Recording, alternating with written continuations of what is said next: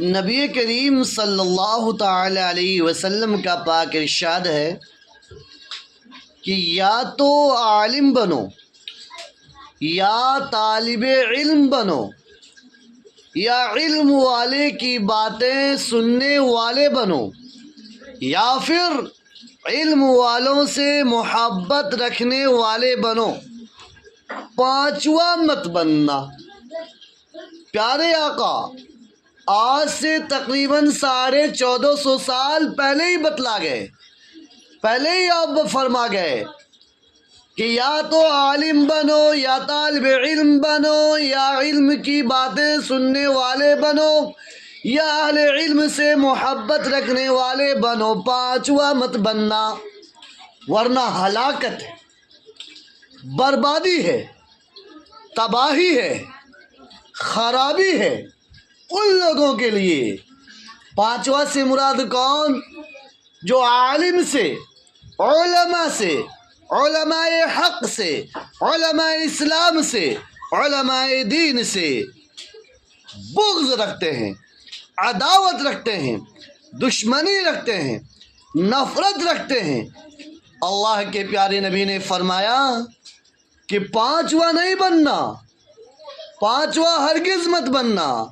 اہل علم کو برا مت کہنا، اہل علم پر طنز مت کسنا، اہل علم پر الزام تراشی مت کرنا، اہل علم سے عداوت مت رکھنا، نفرت مت رکھنا۔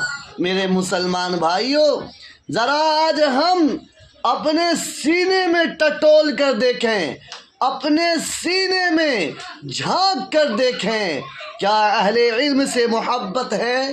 یا عالم ہے یا طالب علم ہے یا علم والے کی بات سننے والے ہیں؟ ہر کوئی اپنا نظریہ پیش کرتا ہے۔ مفتی صاحب تو ایسا کہہ رہے تھے لیکن میرے حساب سے ایسا ہونا چاہیے تھا۔ اور اسلام دائمی ہے، اسلام کی تعلیمات دائمی ہیں، اسلام کا قانون دائمی ہے، یہ ہمیشہ ہمیش کے لیے ہے۔